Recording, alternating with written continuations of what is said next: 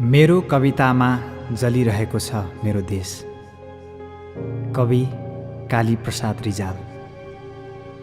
आफ्ना जनतालाई पानीसम्म खुवाउन नसक्ने जलस्रोतको धनी कहलिएको छाँगा छहराहरूको यस देशले धेरै नदीनालाहरू बेचेर खाइसक्यो।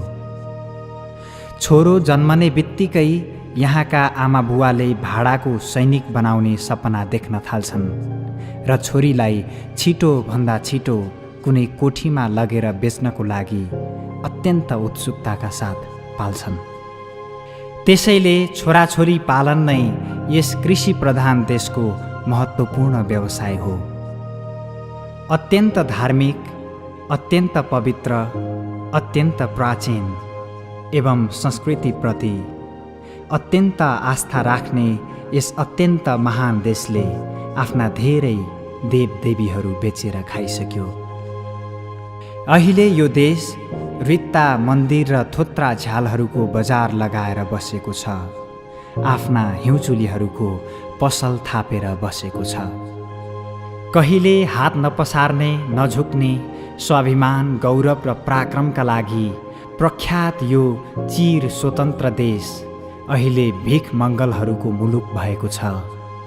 देशको सबैभन्दा ठुलो आयस्रोत, सबैभन्दा ठुलो उद्योग भिक्षाटन हुन गएको छ। जिउभरि इतिहासका खाटाहरू, अनुहारभरि लडाईँका दागहरूले बेरूप भएको छ। यो छ्याकटे देश निकासमा मात्र होइन, विकासमा पनि गनाइरहेको छ। आफ्ना कङ्काल बालबालिकाहरूलाई, भोका नाङ्गा आकृतिलाई, बिग्रेका चेलीबेटीहरूलाई तिनको रोग बिजोग र दुर्दशाका साथ वरिपरि घेरा लगाएर यो देश आफ्नो गरिबीको दोकान थापेर बसेको छ। तर घिटिक घिटिक थला परेको यस्तो ऋणले डुबेको हरिकङ्गाल देशको झिटिमिटी हाँडा चिन्डाहरूमा पनि कमिसन खानको लागि विश्वभरका कुख्यात झिङ्गाहरू, गिद्ध, कुकुर, धमिजा र धमिराहरू एक एकवटा दलाललाई समातेर मोलतोल सौदाबाजी गरिरहेका छन्। रहस्यमय ढङ्गले खासखुस गरिरहेका छन्। कुरो यस्तो भयो, प्राकृतिक सुन्दरता र सम्पदाले भरिपूर्ण सानो आँखाको नानी जस्तो देशलाई साँच्ची बनाउँछु नै भनेर, उठाउँछु नै भनेर यस देशका नेता, प्रणेता, अभियन्ता, बुद्धिजीवी, सचेत जनता शुद्ध मनले लागि परेको भए यो देशको हकीकत यस्तो हुने थिएन।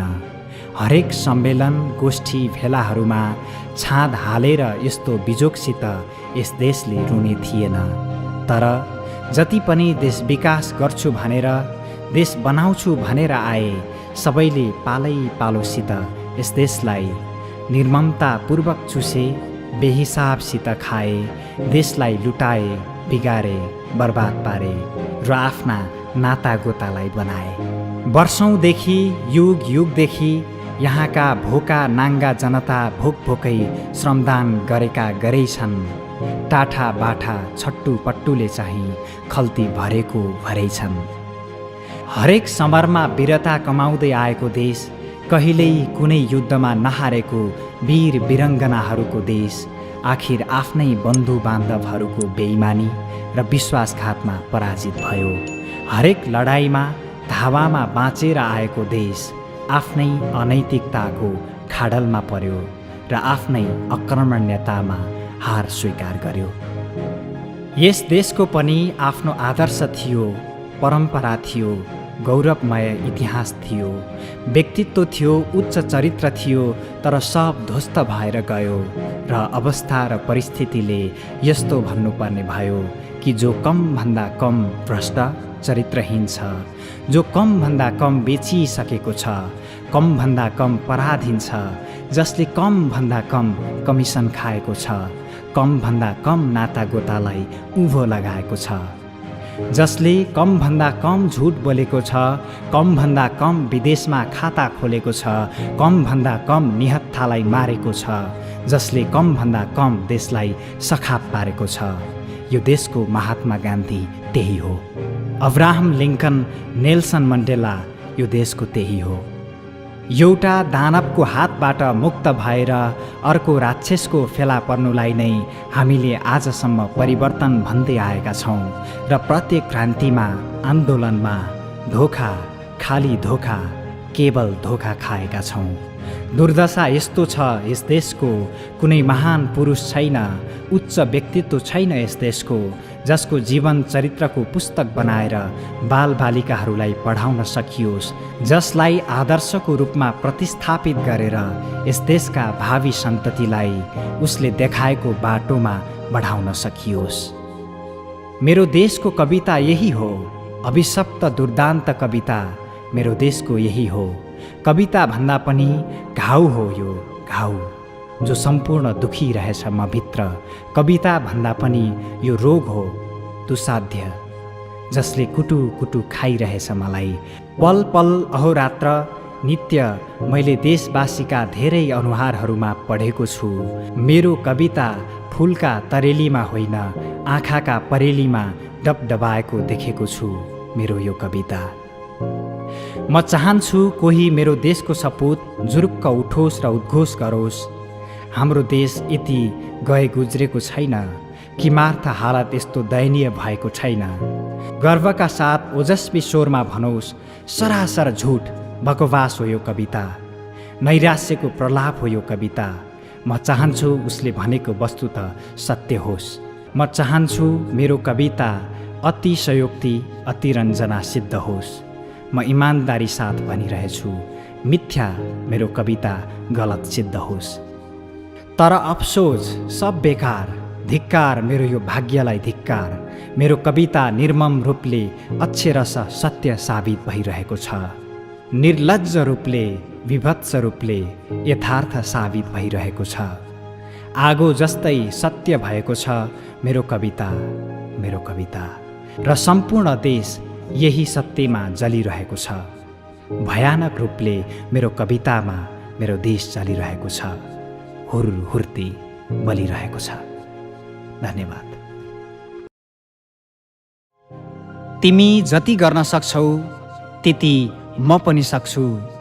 तिमी जत्तिकै पाखुरी बजार्न सक्छु, पसिना बगाउन सक्छु। तिम्रा सबै अनुभूतिहरू मेरा पनि अनुभूति। तर इतिहासले आज कहाँ ल्याएर पछार्यो कुन्नी मलाई। तिमी त मभन्दा कोसौँ अघि गइसकेछौ।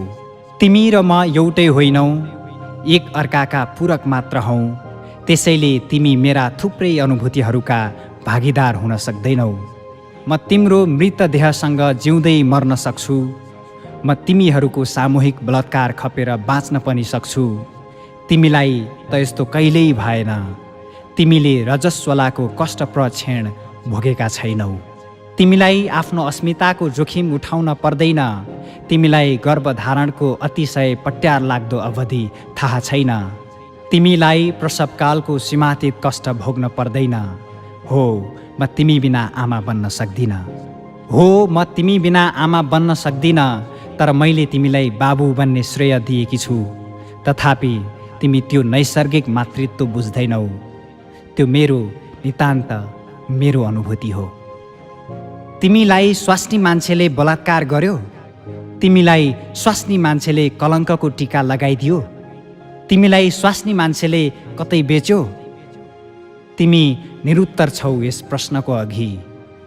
आजको सत्तारूढ तिमी शताब्दी अघि झगडालु ईर्ष्यालु वन मानुस तिमीलाई माया र सह अस्तित्वको अङ्गालोमा बाँधी आफ्नो ओढारको छानामुनि भित्र्याएकी थिए। जसरी आज तिमी दाइजोको लवा लस्करसँग घुम्टोभित्र लुकाई पशुलाई जस्तै रुवाउँदै भित्र्याउने गर्छौ, त्यसैले तिमी यति विमुख नहौ, यति निर्दयी नबन, यति बैगुनी नहौ। तिमी मेरो उत्पीडन बुझ्दैनौ, म तिम्रो उत्पीडन बुझ्छु। आऊ आज हामी उत्पीडनहरू साटासाट गरौँ। हामी मानसिकताले एकाकार हौँ। हामी एक अर्का बिना बाँच्न सक्ने प्राणी होइनौँ। म तिम्रो हात दह्रो गरी समाउँछु। तिमी मलाई तिमी पुगेको ठाउँसम्म पुर्याऊ, त्यहाँ जहाँ तिमीलाई मैले सभ्यताको आदिकालमा पुर्याइसकेकी थिएँ। काठमाडौँ, अझ भनौँ सिङ्गो देश नै। दिन परदिन कालो निलो हुँदै गइरहेछ सर्पदंशित मान्छे झैँ। म सर्पको खोजीमा छु, हो म ती विषालु सर्पहरूको खोजीमा छु।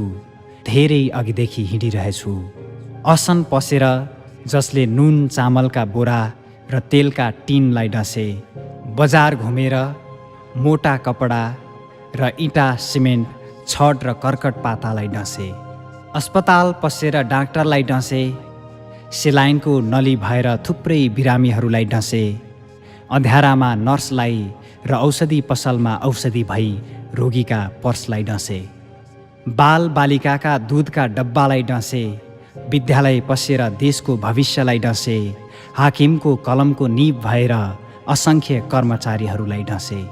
मलाई खोजी छ, हो मलाई खोजी छ ती काला विषालु सर्पहरूको। एक युग बित्यो म हातमा लौरा बोकी गल्ली गल्ली चोक चोक वन जङ्गल र बाटा घाटामा ती सर्पहरूको खोजीमा हिँडेको। तर सर्पको साँटोमा मैले बरु गल्ली चोक वन जङ्गल र बाटा घाटालाई पो दंशित पाएँ।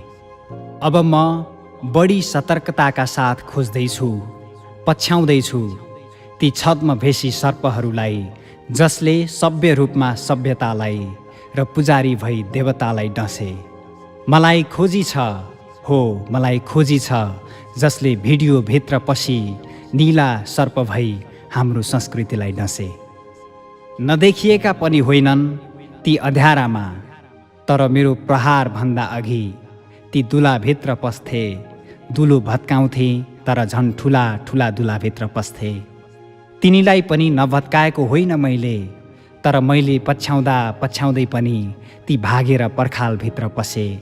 पर्खाल भत्काएँ तर अफसोच, यी यति अग्ला पर्खालभित्र पसे जसलाई म न उक्लिन सक्छु न भित्र पस्न सक्छु। मलाई थाहा छ व्यर्थ छ मेरो अभियान, सर्प मार्नु ता परै जाओस्, बरु कुनै पनि क्षण म आफै डसिन सक्छु। तैपनि बसेको छु म पर्खाल कुरेर, पर्खाल घुरेर, कारण मलाई खोजी छ ती सर्पको, जसले यो सुन्दर देशलाई बारम्बार डसिरहेछन्, डसिरहेछन्, डसिरहेछन्।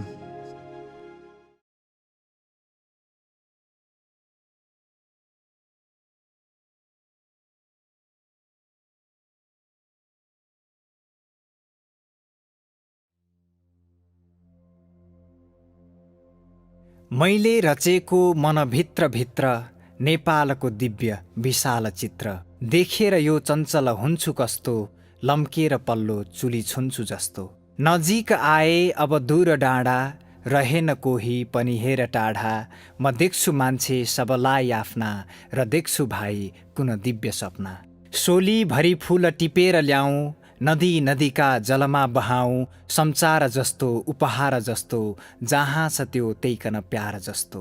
म हुर्किएथे जुन खोला ओडी, मोडै पिच्छेती सबलाई छोडी। मै बढ्छु मैमा प्रतिवर्ष कस्तो, अभोग विस्तारित सर्प जस्तो। उठे उज्याला चुचुरा हिमाली, आकाश निलो अझ झन् उचाली। धरती उचालु कुन शक्तिद्वारा, बराह जस्तै उधिनेर दारा।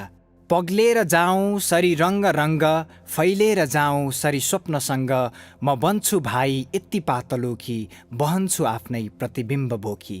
धुलो र मैलो पुछिदिन्छु सारा, र रङ्गले नै मुछिदिन्छु सारा। यो फुललाई परिवेश दिन्छु, यस्तै सदा सुन्दर देश दिन्छु। आएर कहिल्यै ऋतु सिद्धिदैन, लाएर माया मुटु रित्तिदैन। स्वीकार मात्रै गर एक बार, संसार तिम्रै अनि बार बार। दरबार छोडी घरबार छोडी, दुखीहरूमा तर प्यार जोडी। जो शाक्यका राजकुमार निस्के, यही दयाका अवतार निस्के। जुम्ली किराती अनि पालपाली, उपत्यकाली अनि गोरखाली। जो बिउझिए तापनि बिउझने हो, त्यही पूर्वको गौरव सम्झिने हो। एउटा न एउटा चुलीमा जरुर, हालिरहेको रविले सिन्दुर। थाली नसक्ने कहिल्यै कहानी, नेपालको सुन्दर जिन्दगानी। सूर्यास्त कहिल्यै नहुने हिमाद्री, मैलाई खोज्ने युगको म यात्री। अहो अविश्रान्त बढेर जाउँ, कहाँ किनारा यसको म पाऊँ। खेलेर ऐरा मृग एक मारी, बाँडी कलेजो जति छन् सिकारी, बिलो लिए झैँ शरमा उनेर, यो राज्य बाँड्ने चिज होइन हेर। यो राज्य लिन्छौँ जुन आज अंश, बाँड्दै र चुड्दै अनि वंश वंश, रहन्छ त्यो केवल गाउँ मात्र, जादु गरी जन्तर नाउँ मात्र। नेपाल यो सुन्दर दिव्य देश, पुर्खाहरूले चिरभक्त शेष, पिए पानी नित्य भरी भरियो, रित्तिन्न कहिल्यै मधुमा धुरियो। हिमालको यो हिमगौर हाँसो, दियो हिजले जुन आज नासो, आउन्न भोलि भनी मास्न हुन्न, प्रमत्त भई कोही पनि हाँस्न हुन्न। पारिन्छ सत्ता जब खण्ड खण्ड, रहन्छ राष्ट्र त्यहाँ के अखण्ड, थुतिन्छ पत्ता जब खात खात, सिद्धिन्छ शोभा अनि फूलबाट। भासिन्छ सुस्तै जब यो जिमिनै, कहाँ उभिन्छौ भन हे तिमी नै, काटेर डाली रुखबाट भाइ, के निड रच्छौ कुन गीत गाई।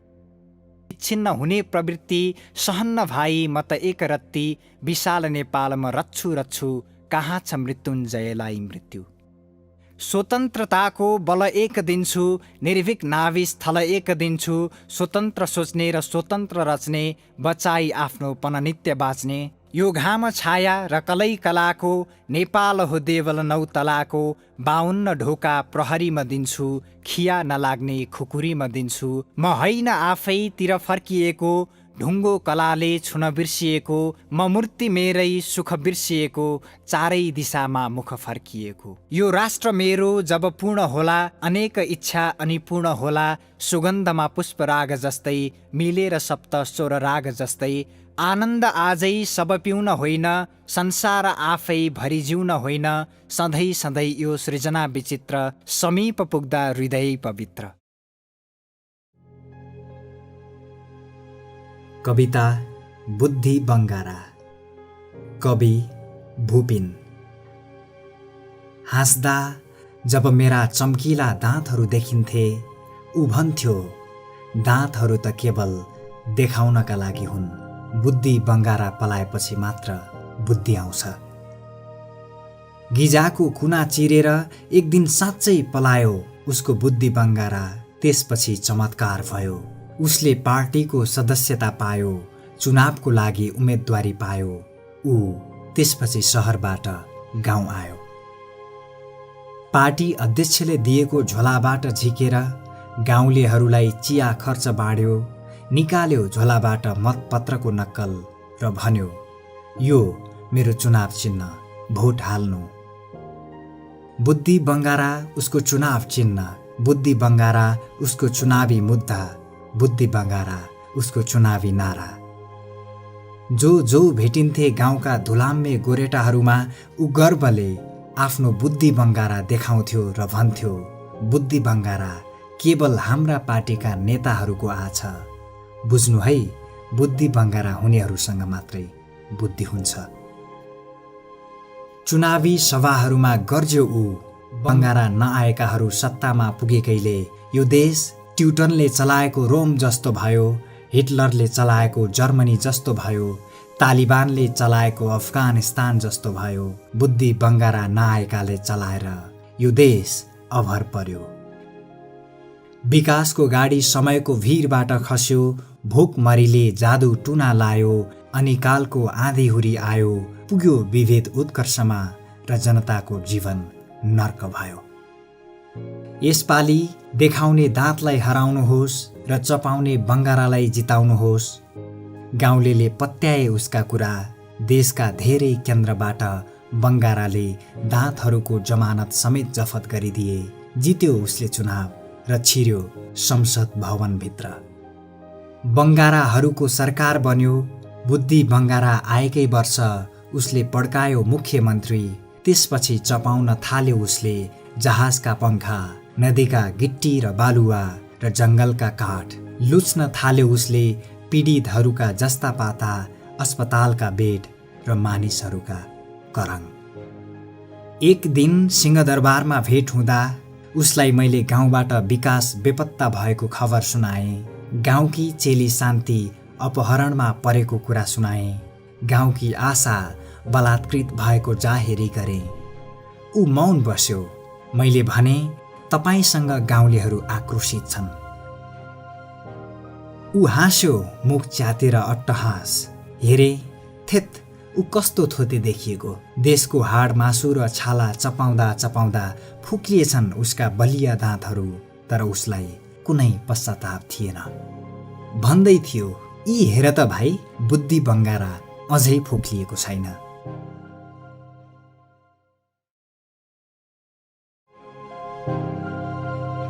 छाडेर जानेलाई कवि मणि लोहनी। र यहीँ आएर सकिएको छ हामी दुईको यात्रा। अत्यन्त प्यारो लागेको त्यो हिँडिरहने बाटो र त्यही बाटोमा पोखिएर सकिएको मेरो उमेर र तिम्रो वैंश। बाटाभरि भेटिएका फिरन्ते ऋतुहरू जस्ता मान्छेहरू, उनीहरूसँगै टाँसिएको आगोको लप्का जस्तो आँखा र सुदूर गाउँमा फरफराइरहेको विद्रोही झण्डा। तिमीले मलाई बिछट्टै मन पराएर गरेको माया जस्तो निखर रातो गुराँस, या त्यो रोइरहेकी युवतीको भर्खर पखालिएको सिउँदो, सबै छुटेका छन्। बादल पारीको गरिब हिमाल जो बेचेर तरुणी छोरीको सौन्दर्य अग्लाइरहेछ महलहरू। लाहुर जान नपाएको झोकमा आफैलाई धिक्कारिरहेका जवान पहाडहरू। त्यतै पहाडतिर भेटिने छापामारको दस्ता, वा अलिपर चेकपोस्टमा मोबाइलमा गीत सुनिरहेका सैनिकहरू। सबै सम्झना बने जब रोक्यौ तिमीले यात्रा। भुर्र उडेर गयो गीत गाइरहेको चरा। जङ्गल पछि पोखरीमा खेलिरहेका रजहाँसहरू र अस्ताउँदो सूर्यसँगै सम्बन्धको आकाश निख्रियो। के तिमी नहुनु नै यात्राको समाप्ति हो? त्यो मोडमा उभिएर जसै मुस्कान जस्तो चुडाएर लग्यौ आफैलाई आफूसँग र विद्रोही सपनासँग। तर्सिएको शासकलाई उछिनेर अघि बढेको तन्नेरीको जुलुस जस्तो रङ्गिएको तिम्रो लामो कपाल मेरो औँलाभरि छाडेर गयो। त्यही क्षण मलाई लाग्यो तिम्रो माया र यात्रा एकसाथ जुडिएको छ मबाट। बाँकी छन् तिम्रो सम्झनामा म भित्र, तिम्रा उदास आँखा, तिमीलाई छोएर बग्ने यो उत्ताउलो हावा र अर्धमोदित सपनाहरू। र यहीँ आएर सकिएको छ हामी दुईको यात्रा।